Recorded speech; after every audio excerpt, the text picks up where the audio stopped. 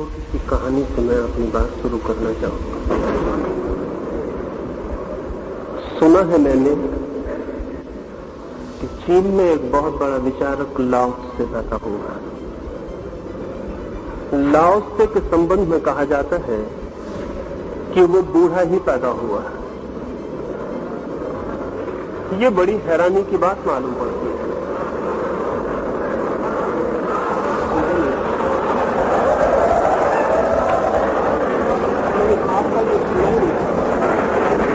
लाओ से के संबंध में ये बड़ी हैरानी की बात कही जाती रही है कि वो बूढ़ा ही पैदा हुआ। इस पर भरोसा आना मुश्किल, मुझे भी भरोसा नहीं और मैं भी नहीं मानता कि कोई आदमी बूढ़ा पैदा हो सकता है। लेकिन जब मैं इस हमारे भारत के लोगों को देखता हूं तो मुझे लाओ से की कहानी पर भरोसा आना शुरू हो जाता है। ऐसा मालूम होता है कि हमारे देश में तो सारे लोग बूढ़े ही पैदा होते हैं। मुझे कहा गया है कि युवक और भारत के भविष्य के संबंध में थोड़ी बातें आपसे कहूं तो पहली बात तो मैं ये कहना चाहूंगा, सुनाई नहीं पाता देखकर लाओ से की कहानी सच मालूम पड़ने लगती है। इस देश में जैसे हम सब बूढ़े ही पैदा होते हैं। बूढ़े आदमी से मतलब सिर्फ उस आदमी का नहीं है जिसकी उम्र ज्यादा हो जाए, क्योंकि ऐसा भी हो सकता है कि आदमी का शरीर बूढ़ा हो और आत्मा जवान हो। लेकिन इससे उल्टा भी हो सकता है, आदमी का शरीर जवान हो और आत्मा बूढ़ी हो। भारत के पास भी जवानों की कोई कमी नहीं, लेकिन जवान आत्माओं की बहुत कमी है। और जवान आत्मा को बनाने वाले जो तत्व हैं उनकी बहुत कमी है। चारों ओर युवक दिखाई पड़ते हैं, लेकिन युवक होने के जो बुनियादी आधार हैं उनका जैसे हमारे पास बिल्कुल अभाव है। मैं कुछ प्राथमिक बातें आपसे कहूं। पहली तो बात, युवक मैं उसे कहता हूं जिसकी नजर भविष्य की ओर होती है, फ्यूचर की ओर होती है, जो फ्यूचर ओरिएंटेड है। और बूढ़ा मैं उस आदमी को कहता हूं जो पास्ट ओरिएंटेड है, जो पीछे की तरफ देखता रहता है। अगर हम बूढ़े आदमी को पकड़ लें तो वो सदा अतीत की स्मृतियों में खोया हुआ मिलेगा। वो पीछे की बातें सोचता हुआ, पीछे के सपने देखता हुआ, पीछे की याददाश्त करता हुआ मिलेगा। बूढ़ा आदमी हमेशा पीछे की तरफ ही देखता है। आगे की तरफ देखने में उसे डर भी लगता है, क्योंकि आगे सिवाय मौत के, सिवाय मरने के और कोई दिखाई बात पड़ती भी नहीं। जवान आदमी भविष्य की तरफ देखता है, और जो कौम भविष्य की तरफ देखती है वो जवान होती है, जो अतीत की तरफ, पीछे की तरफ देखती है वो बूढ़ी हो जाती है। ये हमारा मुल्क सैकड़ों वर्षों से पीछे की तरफ देखने का आदी रहा है। हम सदा ही पीछे की तरफ देखते हैं, जैसे भविष्य है ही नहीं, जैसे कल होने वाला नहीं है। जो बीत गया कल है वही सब कुछ। ये जो हमारी दृष्टि है ये हमें बूढ़ा बना देती है। अगर हम रूस के बच्चों को पूछें तो वे चांद पर मकान बनाने के संबंध में विचार करते मिलेंगे।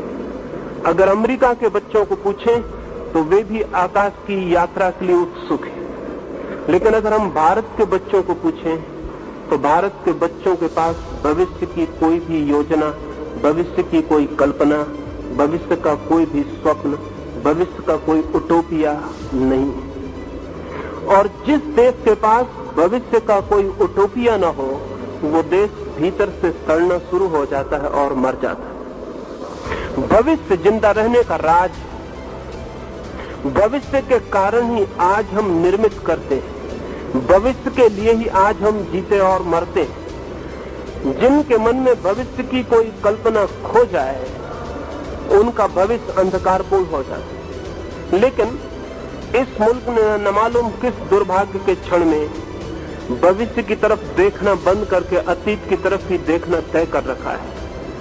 हम अतीत के ग्रंथ पढ़ेंगे, अतीत के महापुरुषों का स्मरण करेंगे, अतीत की सारी बातें हमारे मन में बहुत स्वर्ण की होकर बैठ गई हैं। बुरा नहीं है कि हम अतीत के महापुरुषों को याद करें, लेकिन खतरनाक हो जाता है अगर भविष्य की तरफ देखने में हमारी स्मृति बाधा बन जाए। कार हम चलाते हैं तो पीछे भी लाइट रखने पड़ते हैं, लेकिन अगर किसी गाड़ी में सिर्फ पीछे ही लाइट हो और आगे लाइट हम तोड़ ही डालें तो फिर दुर्घटना के अतिरिक्त और कुछ भी नहीं हो सकता। गाड़ी में भी रियर व्यू मिरर रखना पड़ता है, एक दर्पण रखना पड़ता है जिसमें से पीछे से दिखाई पड़े, लेकिन ड्राइवर को हम पीछे की तरफ मुंह करके नहीं बैठा सकते। अतीत का इतना ही उपयोग है जितना रियर व्यू मिरर का एक कार में उपयोग होता है। पीछे का भी हमें दिखाई पड़ता रहे ये जरूरी है, लेकिन चलना भविष्य में है, बढ़ना आगे है, और अगर भविष्य की तरफ देखने वाली आंखें बंद हो जाएं तो दुर्घटना के अतिरिक्त और कुछ भी नहीं हो सकता। भारत का 2000 साल का इतिहास एक्सीडेंट का, दुर्घटनाओं का इतिहास। इन 2000 सालों में हम सिवाय गड्ढों में गिरने के किन्हीं ऊंचाइयों पर नहीं उठे। गुलामी देखी है, गरीबी देखी है, बहुत तरह की दीनता और बहुत तरह की परेशानी देखी है, और आज भी हमारे पास भविष्य की कोई ऐसी योजना नहीं है कि हम ये सोच सकें कि आने वाला कल आज से बेहतर हो सकेगा। वरन जवान से जवान आदमी से भी बात की जाए तो वो भी यही कहता हुआ मिलेगा कि कल और स्थिति के बिगड़ जाने का डर, रोज चीजें बिगड़ती चली जाएंगी, ऐसी हमारी धारणा है। इस धारणा के पीछे कुछ कारण, हमने अपने उटोपिया को पास्ट ओरिएंटेड रखा हुआ है। इस देश में हमने जो समय की धारणा की है, जो हमारा टाइम ऑर्डर है, वो ये कहता है कि सबसे अच्छा युग हो चुका, अब आने वाला युग बुरा होगा। सतयुग हो चुका, कलयुग हो रहा है, और रोज हम अंधकार में उतरते चले जाएंगे। जो भी अच्छा था वो बीत चुका। राम, कृष्ण, नानक, कबीर, बुद्ध, महावीर, जो भी अच्छे लोग हो सकते थे वो हो चुके। अब भविष्य में जैसे कोई अच्छे होने का हमें उपाय नहीं दिखाई पड़ता। लेकिन ध्यान रहे, जो भविष्य में अच्छे आदमियों को पैदा हम न कर पाए तो हमारे अतीत के अच्छे आदमी झूठे मालूम पड़ने लगेंगे। अगर हम भविष्य में और श्रेष्ठताएं न छू सके तो हमारे अतीत की सारी श्रेष्ठताएं काल्पनिक और कहानियां मालूम पड़ने लगेंगी, क्योंकि बेटा बाप का सबूत होता है, और अगर बेटे गलत निकल जाएं तो अच्छे बाप की बात सिर्फ मन भुलाने की बात रह जाती, वो गवाही नहीं रह जाता। भविष्य तय करेगा कि हमने अतीत में राम को पैदा किया या नहीं पैदा किया। अगर हम भविष्य में राम से बेहतर आदमी पैदा कर सकते हैं तो ही हमारे राम सच्चे साबित होंगे।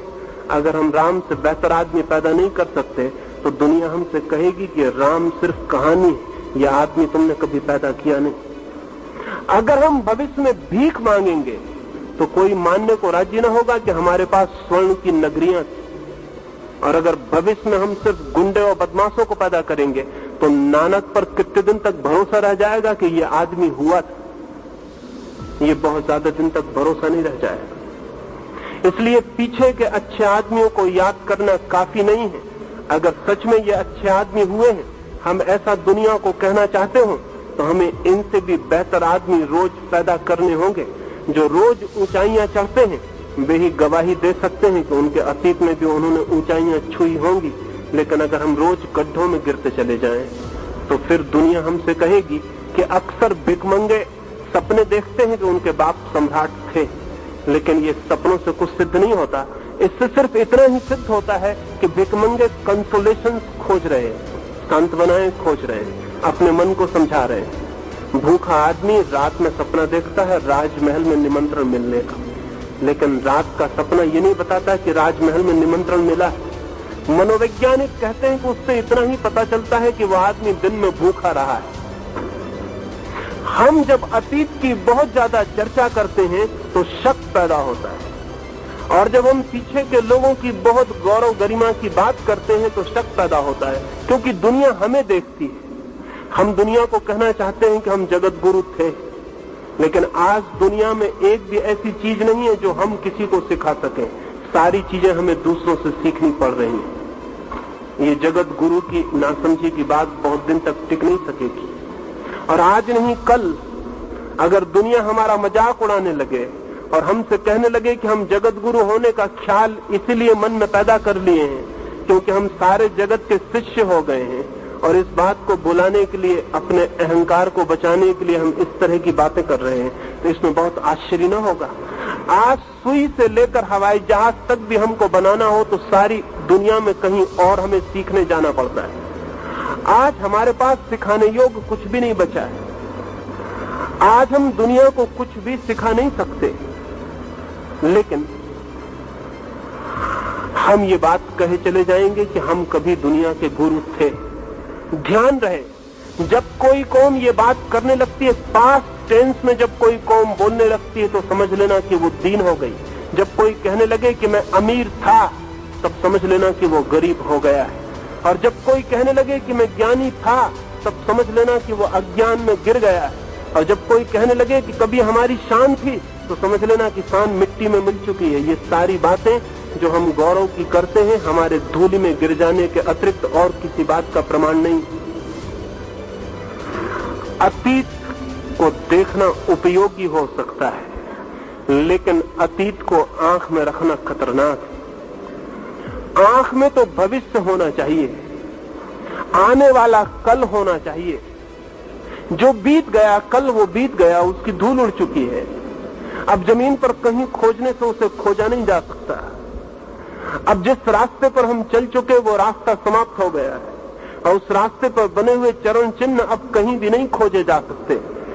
जिंदगी की कहानी आकाश में उड़ते हुए पक्षियों की कहानी। अगर हम किसी पक्षी का पीछा करें तो उसके पैरों के कोई चिन्ह नहीं छूटते हैं कहीं भी। पक्षी उड़ जाता है, पीछे आकाश खाली हो जाता है। जिंदगी में कहीं कोई चिन्ह नहीं छूटते, जिंदगी में सब विस्मृत हो जाता है। जिंदगी तो प्रमाण मानती है आज को, आज हम क्या हैं, यही प्रमाण होता है। आज हम क्या हैं, अगर इसे सोचें तो दो तीन बातें ख्याल में आएंगी। हमसे ज्यादा गरीब आदमी आज पृथ्वी पर दूसरा नहीं, हमसे ज्यादा अशिक्षित कोई कौम नहीं, हमसे ज्यादा अवैज्ञानिक कोई जाति नहीं,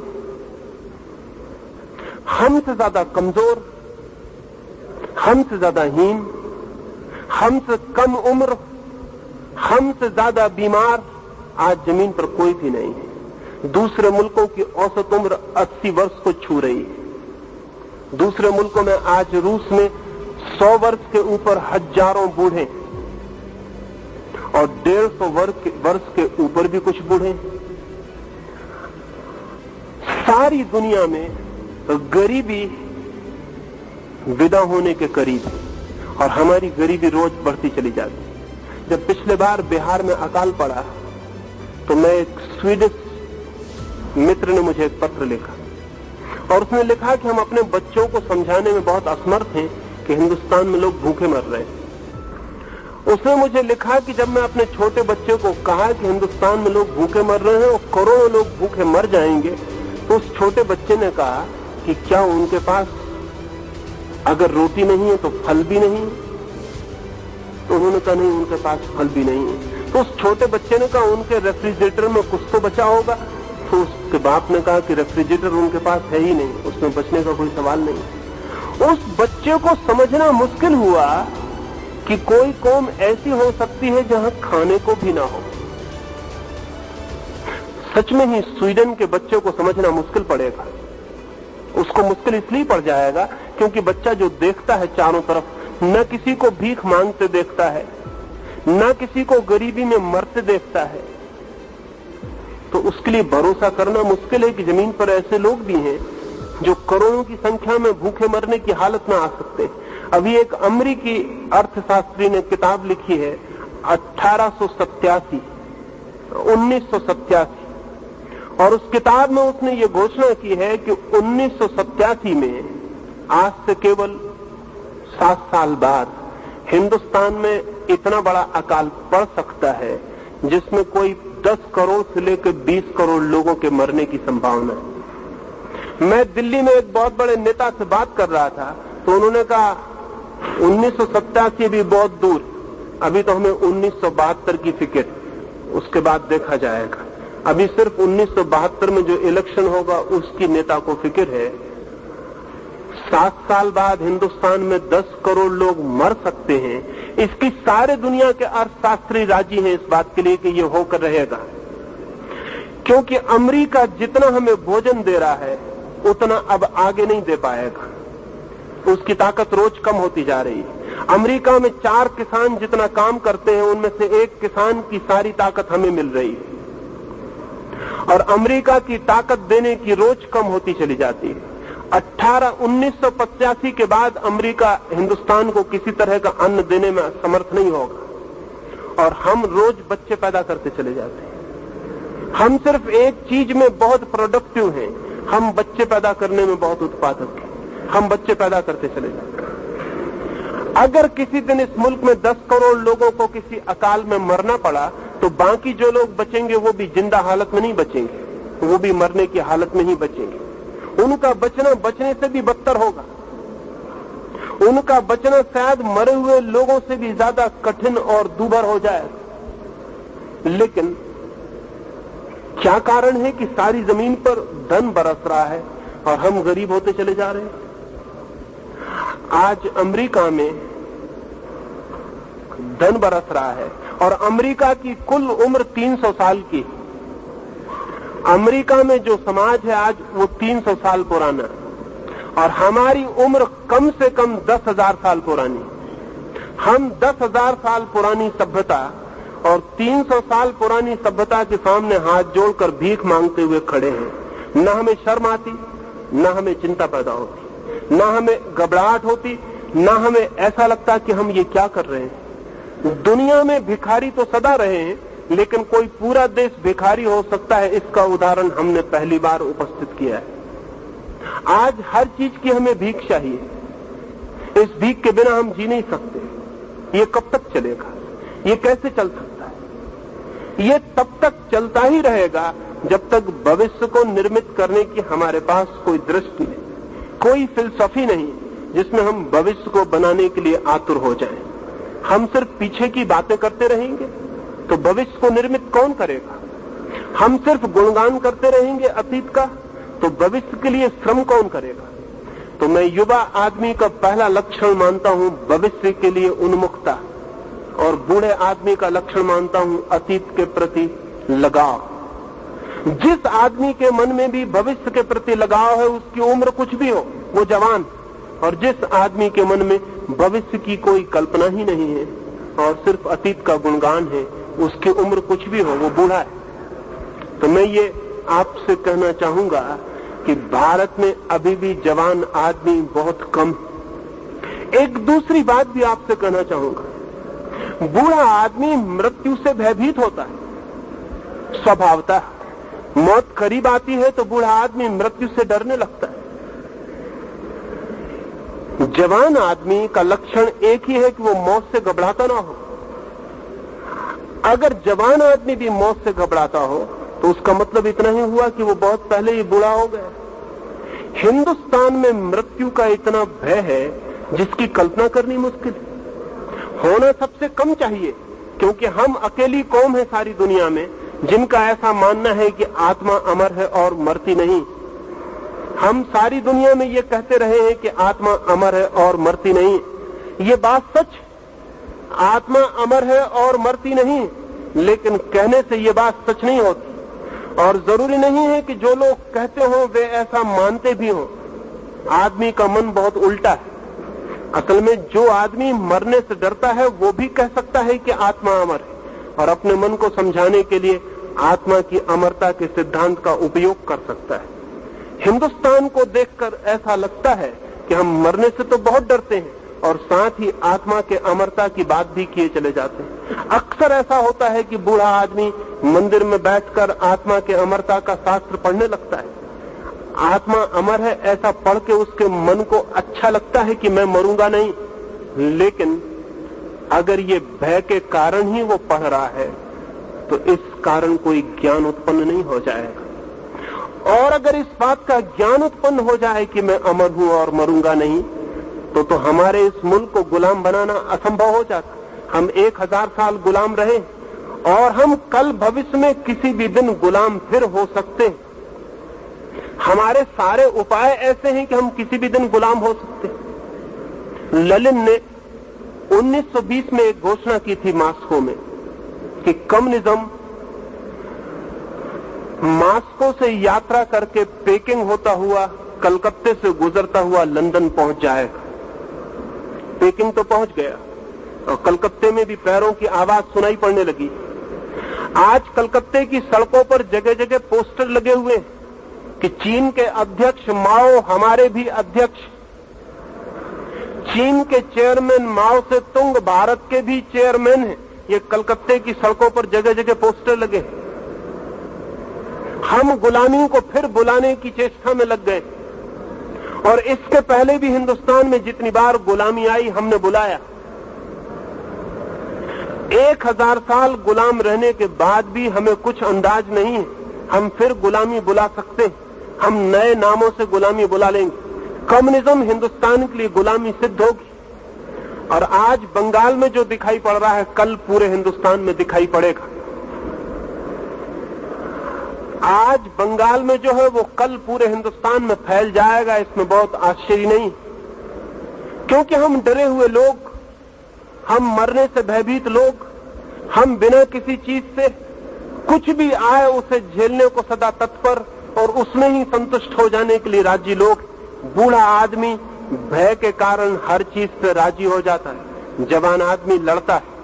जवान आदमी जिंदगी को बदलने की कोशिश करता है, बूढ़ा आदमी जिंदगी जैसी होती है उसके लिए राजी हो जाता है। बूढ़ा आदमी कहता है सब भाग्य, जवान आदमी कहता है भाग्य हमारे श्रम के अतिरिक्त और कुछ भी नहीं। बूढ़ा आदमी कहता है जो भी कर रहा है भगवान कर रहा है, जवान आदमी कहता है जो भी हम करेंगे भगवान का आशीर्वाद उसे उपलब्ध होगा। जवान आदमी एक संघर्ष और बूढ़ा आदमी एक संतोष, एक सेटिस्फैक्शन। अगर गुलामी आ जाए तो उससे भी संतोष कर लेंगे, गरीबी आ जाए उससे भी संतोष कर लेंगे, जो भी हो जाए उससे हम संतुष्ट हो जाएंगे।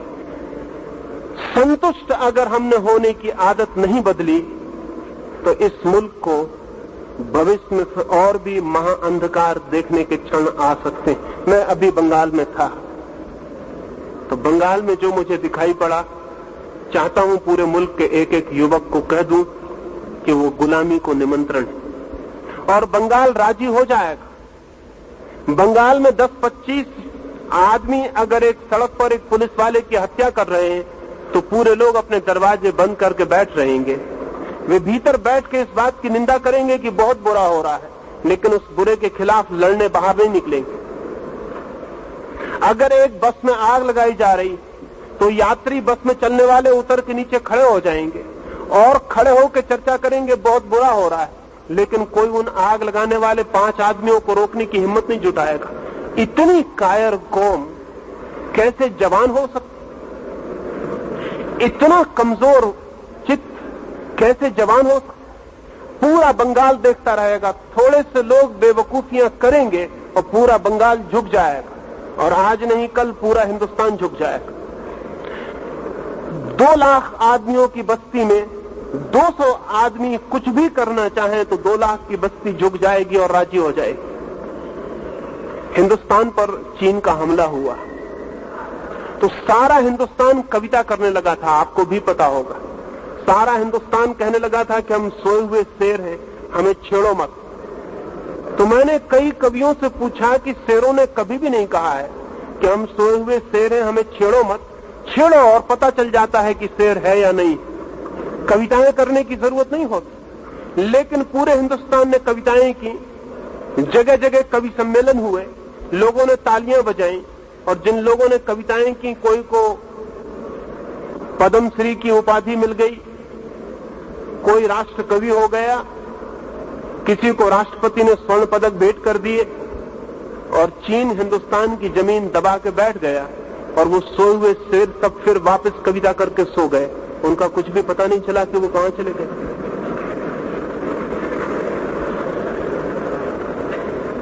लाखों मील की जमीन ने चीन ने कब्जा कर लिया था। हिंदुस्तान के नेताओं ने बाद में कहना शुरू किया कि वो जमीन बेकार थी, वो जमीन किसी काम की ही न थी, उसमें घास भी पैदा नहीं होता था। अगर वो जमीन बेकार थी तो फिर जवानों को लड़ाना बेकार था, पहले ही जमीन छोड़ देनी थी। और अगर जमीन पर घास भी नहीं उगती थी तो उसके लिए लड़ने की कोई जरूरत नहीं थी। तो मैं उन नेताओं से कहता हूं कि अभी भी देश में जितनी जमीन और बेकार हो उसे चुपचाप दूसरों को दे देना चाहिए, ताकि कोई झंझट ना हो, कोई झगड़ा ना हो। ये जो हमारा चित्त है, इस चित्त को मैं बूढ़ा, ओल्ड माइंड, बूढ़ा चित्त कहता हूं। ये बूढ़ा चित्त हर चीज में संतोष खोज लेता है। इस बूढ़े चित्त को तोड़ना पड़ेगा, अतीत की तरफ देखना बंद करना पड़ेगा, भविष्य की योजना बनानी होगी, संतोष छोड़ना पड़ेगा। एक निर्माण की असंतोषकारी ज्वाला चाहिए, एक सृजन की आग चाहिए।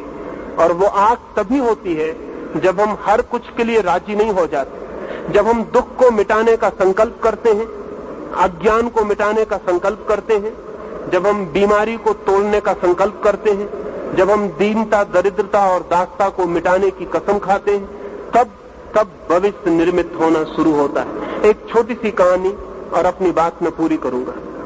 मैंने सुना है जापान में एक छोटे से राज्य पर हमला हो गया, बहुत छोटा राज्य, और बड़े राज्य ने हमला किया था। उसका सेनापति घबरा गया और उसने अपने सम्राट को जाकर कहा कि मैं लड़ने पर नहीं जा सकूंगा, सेनाएं कम हैं, साधन कम है, हार निश्चित, इसलिए व्यर्थ अपने सैनिकों को कटवाने की कोई जरूरत नहीं है, हार स्वीकार कर ले।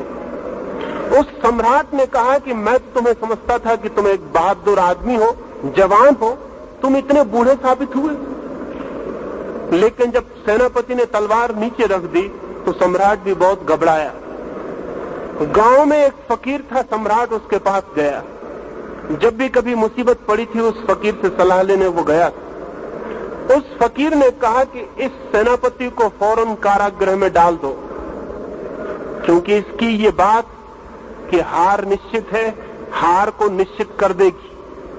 आदमी जो सोच लेता है वो हो जाता है, और जब सेनापति कहेगा हार निश्चित है तो सैनिक क्या करेंगे, उनकी हार तो बिल्कुल निश्चित हो जाएगी। इसे कारागृह में डाल दो, कल सुबह मैं सेनापति बनकर आपकी सेनाओं को युद्ध के मैदान पर ले जाऊंगा। राजा बहुत घबराया, क्योंकि सेनापति योग्य था, युद्धों का अनुभवी था, वो डर गया। और फकीर जिसे तलवार पकड़ने का भी कोई पता नहीं था, जो कभी घोड़े पर भी नहीं बैठा था, वो युद्ध के मैदान पर क्या करेगा। लेकिन कोई उपाय न था और राजा को राजी होना पड़ा। वो फकीर सेनाओं को लेकर युद्ध के मैदान पर चल पड़ा। राज्य की सीमा पर नदी को पार करने के पहले उस पार दुश्मन के पड़ाव थे। उस सेनापति ने मंदिर के निकट रुककर अपने सिपाहियों को कहा कि मैं जरा मंदिर के देवता को पूछ लूं कि हमारी हार होगी कि जीत। उन सैनिकों ने कहा देवता कैसे बताएगा और देवता की भाषा हम कैसे समझेंगे। उस फकीर ने कहा भाषा समझने का उपाय मेरे पास। उसने खीसे से चमकता हुआ सोने का रुपया निकाला, आकाश की तरफ फेंका और मंदिर के देवता से कहा कि अगर हमारी जीत होती हो तो सिक्का सीधा गिरे और अगर हार होती हो तो उल्टा गिरे। सैनिकों की सांसें रुक गईं, जीवन मरण का सवाल था। वो रुपया नीचे गिरा, वो सीधा गिरा। उस फकीर ने कहा तुम फिक्र छोड़ दो, हार का अब कोई उपाय नहीं है। हम हारना भी चाहें तो अब हार नहीं सकते, परमात्मा साथ है। सिक्के को खीसे में रख के वे युद्ध में कूद पड़े। 8 दिन बाद अपने से बहुत बड़ी फौजों को जीतकर वे वापस लौटे। उस मंदिर के पास से गुजरते थे तो सैनिकों ने फकीर को याद दिलाई कि परमात्मा को कम से कम धन्यवाद तो दे दे, जिस परमात्मा ने हमें जिताया। उस फकीर ने कहा परमात्मा का इससे कोई भी संबंध नहीं है, आगे बढ़ो। उन सैनिकों ने कहा आप भूल गए, मालूम होता युद्ध की विजय के नशे में मालूम होता है धन्यवाद का भी ख्याल नहीं। तो उस फकीर ने कहा तुम पूछते ही हो तो मैं तुम्हें राज बता देता हूँ। उसने रुपया निकाल कर दे दिया। वो सिक्का दोनों तरफ सीधा था, उसमें कोई उल्टा हिस्सा नहीं था। वे सैनिक जीते क्योंकि जीत का ख्याल निश्चित हो गया। विचार अंततः वस्तुएं बन जाते हैं, विचार अंततः घटनाएं बन जाते हैं। एडिंगटन का एक बहुत प्रसिद्ध वचन है, things are thoughts and thoughts are things. जिसे हम वस्तु कहते हैं वो भी विचार है, और जिसे हम विचार कहते हैं वो भी कल वस्तु बन सकता है। जिसे हम जिंदगी कहते हैं वो कल किए गए विचारों का परिणाम है। जिसे हम आज कहते हैं वो कल के विचारों का निष्कर्ष, और कल जो होगा वो आज के विचारों का परिणाम होगा। मैं भारत को जवान देखना चाहता हूं, लेकिन भारत के मन को बदलना पड़ेगा तो ही भारत जवान हो सकता है। मैं भारत को बूढ़ा नहीं देखना चाहता हूं। हम बहुत दिन बूढ़े रह चुके, हम बूढ़े हैं हजारों साल से। ये भारत का बुढ़ापा तोड़ना पड़ेगा, इस भारत के बुढ़ापे को मिटाना पड़ेगा। इस भारत के बुढ़ापे को अगर हम नहीं मिटा पाए तो अब तक हमने जो गुलामियां देखी थी वो बहुत छोटी थी। ना तो मुसलमान इतनी बड़ी गुलामी ला सकते थे, ना अंग्रेज इतनी बड़ी गुलामी ला सकते थे जितनी बड़ी गुलामी कम्युनिज्म हिंदुस्तान में ला सकता है। और कम्युनिज्म की गुलामी और भी खतरनाक इसलिए है कि अब तक जो भी गुलामियां थी वे गुलामियां वैज्ञानिक नहीं थी। कम्युनिज्म पहली दफा टेक्नोलॉजिकली वैज्ञानिक ढंग से आदमी को गुलाम बनाने में समर्थ है। आज चीन में आदमियों का माइंड वॉश किया जा रहा है। आदमी को मारने की जरूरत भी नहीं, उसके दिमाग को पूरा धो के साफ किया जा सकता है, जैसे स्लेट पट्टी को धो के साफ किया जा सकता है। ये गुरुद्वारे, ये मंदिर, ये मस्जिद ज्यादा दिन नहीं बचेंगे। अगर हिंदुस्तान पर कम्युनिज्म आता है तो हमारे दिमाग ज्यादा दिन तक नहीं बचेंगे, जो थे वो पोंछ डाले जाएंगे। आज रूस में कहां है गुरुद्वारा, कहां है मस्जिद, कहां है मंदिर? आज चीन में कहां है? वो सब विदा हो गया। मनुष्य के धर्म पर सबसे बड़ा खतरा कम्युनिज्म। अभी मैं आ रहा था तो आपके प्रिंसिपल ने मुझे कहा कि आप धर्म के खिलाफ कुछ मत बोल देना। मैं बहुत हैरान हुआ। मैं बहुत हैरान हुआ कि अगर एक धार्मिक व्यक्ति धर्म के खिलाफ कुछ बोलेगा तो फिर धर्म के पक्ष में कौन बोलेगा? पर उनके भय से मुझे लगा कि धर्म कहीं इतना कमजोर हो गया है कि अपने खिलाफ बोली गई बातों का जवाब देने में भी ताकतवर नहीं मालूम पड़ता है, इसलिए इतना डर है भीतर। लेकिन इतना डर के धर्म बचेगा नहीं। डरा हुआ धर्म कैसे बचेगा? डरा हुआ धर्म नहीं बच सकता। उन्होंने मुझसे कहा कि आप किन्हीं शास्त्रों के खिलाफ कुछ मत बोल देना। जिसके खिलाफ बोला जा सकता है वो शास्त्र ही नहीं है, जिसके खिलाफ नहीं बोला जा सकता वही शास्त्र। और जिसके खिलाफ बोले जाने में डर मालूम पड़ता है वो कमजोर है, वो सत्य नहीं हो सकता। जिसके खिलाफ सारी दुनिया बोलती हो तो भी जिसका रत्ती भर ना टूटता हो वही सत्य है। उतना ही बच जाए तो काफी है, बाकी कचरे को बचाने की कोई जरूरत भी नहीं। लेकिन हम भयभीत, हम बहुत डरे हुए, और इतने डरे हुए लोग धर्म को और शास्त्र को बचा सकेंगे ये मुझे संभव नहीं दिखाई पड़ता। भारत का बूढ़ा मन धर्म की पूजा कर सकता है, धर्म को बचा नहीं सकता। भारत को जवान चित्त पैदा करना पड़ेगा, वही धर्म को बचा सकेगा। एक और अंतिम बात आपसे कह दूं, अगर हमने सिख धर्म को बचाना चाहा तो धर्म नहीं बचेगा। अगर हमने हिंदू धर्म को बचाना चाहा तो धर्म नहीं बचेगा। अगर हमने जैन धर्म को बचाना चाहा तो धर्म नहीं बचेगा। अगर हमने मुसलमान धर्म को बचाना चाहा तो धर्म नहीं बचेगा। अगर हमने धर्म को बचाना चाहा तो धर्म बच सकता है। असल में जब हम धर्मों को 50 हिस्सों में तोड़ देते हैं तो अधर्म से लड़ने की ताकत कम हो जाती है। अधर्म से लड़ेगा कौन? धर्म आपस में लड़ते हैं, मंदिर मस्जिद लड़ते हैं। कम्युनिज्म से कौन लड़ेगा? हिंदू मुसलमान लड़ते हैं, हिंदू सिख लड़ते हैं, हिंदू जैन लड़ते हैं। आज भी चीन में बौद्धों का मठ गिराया जा रहा है, मुसलमानों की मस्जिद गिराई जा रही है, ईसाइयों का चर्च तोड़ा जा रहा है। फिर भी बौद्ध ईसाई के खिलाफ बोले चले जाते हैं, ईसाई मुसलमान के खिलाफ बोले चले जाते हैं, मुसलमान बौद्धों के खिलाफ बोला चला जाता है। ये धार्मिक आदमी है या पागल हो गए लोग? अगर धर्म को दुनिया में बचाना है तो धर्म को बचाने की तैयारी करनी पड़ेगी, छोटे छोटे मोह छोड़ने पड़ेंगे। मेरा धर्म नहीं बचेगा। अब धर्म बच सकता है, और धर्म तभी बच सकता है जब धर्म आपस में लड़ने का पागलपन बंद कर दे। अन्यथा धर्म आपस में लड़ते हैं, और अधर्म की तो कोई लड़ाई अधर्म से नहीं होती। ये कितने मजे की बात कि दुनिया में धर्म 350 और अधर्म 1। अधर्म का कोई विभाजन नहीं है और धर्म के इतने विभाजन। विभाजित धर्म बच नहीं सकेगा, अविभाजित धर्म बच सकता है। चाहे हिंदू हो, चाहे सिख, चाहे मुसलमान, चाहे जैन। अगर हम धर्म को बचाना चाहते हो तो कम्युनिज्म से टक्कर ली जा सकती, और अगर हमने अपने छोटे छोटे धर्मों को बचाने की कोशिश की तो ये सब डूब जाएंगे और अधर्म जीतेगा। अगर हम सत्य को बचाना चाहते हो तो हमें मेरे का आग्रह छोड़ देना चाहिए। अगर हम सत्य को बचाना चाहते हो तो हमें छोटी छोटी दीवालों का मोह छोड़ देना चाहिए, लेकिन वो मोह हमारा नहीं छूटता। बूढ़े मन के मोह बड़ी मुश्किल से छूटते। इसलिए मैंने ये थोड़ी सी बातें कही। भारत का चित्त यदि जवान हो सके तो भारत के लिए एक स्वर्णमय भविष्य पैदा किया जा सकता है। अगर भारत का चित्त बूढ़ा रहा तो भविष्य एक मरघट होगा, एक कब्रिस्तान होगा। भविष्य एक जीवित जीवन नहीं हो सकता है। मैंने ये थोड़ी सी बातें कही। मेरी बातों को मान लेना जरूरी नहीं है, क्योंकि केवल वे ही लोग अपनी बातों को मानने पर जोर देते हैं जिनकी बातें कमजोर होती हैं। मैं आपको सिर्फ इतना ही कहूंगा कि मेरी बातों को सोचना। अगर उनमें कोई सच्चाई होगी तो वो सच्चाई आपको मनवा लेगी, और अगर वे असत्य होंगी तो अपने आप गिर जाएंगी। मेरी बातों को मानने की कोई भी जरूरत नहीं है। मेरी बातों को सोच लेना काफी है।